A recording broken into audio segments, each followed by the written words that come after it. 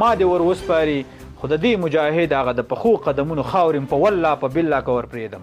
طالبانو څخه د پاکستان غوښتنه او د یو طالب اخطار وایي پاکستان لاس خلاص، نور یې له خپلې خولې واوري او چینل هم سبسکرایب کړئ. زما د قدر وړ او محترم افغانانو، د سپین بولدک موضوع چې زموږ ټول افغانان یې خفه کړي وو، ولې د یو مجاهد په غیرت سره همدارنګه د نورو مجاهدینو په غیرت کولو زموږ د ټولو افغانانو زړونه خوشحاله دي.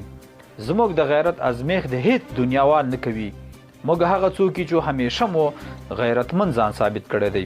کله چې چاته موږ اخطار ورکو، اخطار موږ بې ځایه نه بیو.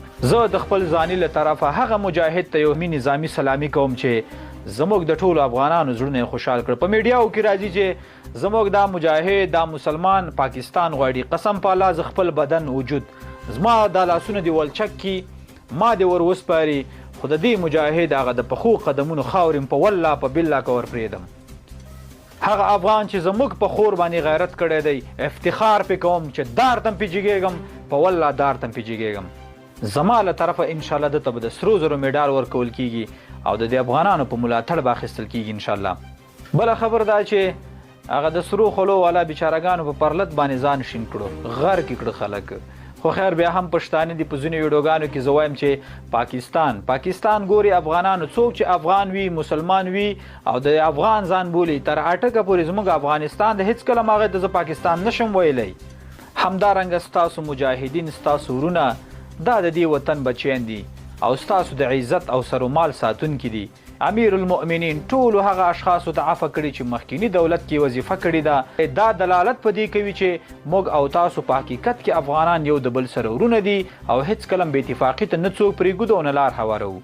په مسافرینو باندې غږ کوم چې د الله په خاطر باندې راځي، د دې ملک د قوت په خاطر باندې، د دې دښمنانو خبیثینو په خاطر باندې د دې ملک لپاره صحیح جدي اقدام وکړو او کار ورته وکړو. زموږ د څنګ همسایگان همیشه د افغانانو د زلالت او د بدبختی فکر کړی دی، ولی خبر نه دي چې هغه وخت اوس په تاسو باندې تیر شوی دی. هیڅ افغان به انشاءالله ستاسو په خباثت و سحرو او ستاسو په شومو اهدافو باندې غلط نشي.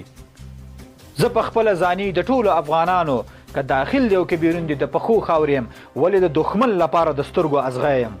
د دې ملک د ساتنې په خاطر باندې جدي اقدامات کوو. نو الحمدلله بیا هم خوشحاله یم. ټول افغانانو ته اطمینان ورکوو چې مجاهدین دومره نازوانه خلک نه دي چې خپل مجاهد هغو ته وسپاري. موږ په خپل عزت باندې غیرت کړی دی. انشاءالله په لوړ غږ به وایو چې چا پروا نه کوو. السلام علیکم ورحمت الله. کتونکو تاسو په دې اړه څه نظر لرئ؟ خپل نظر مو راسره د موضوع مربوط کمنټ کې ولیکئ او د نورو ویډیوګانو لپاره چینل هم سبسکرایب کړئ.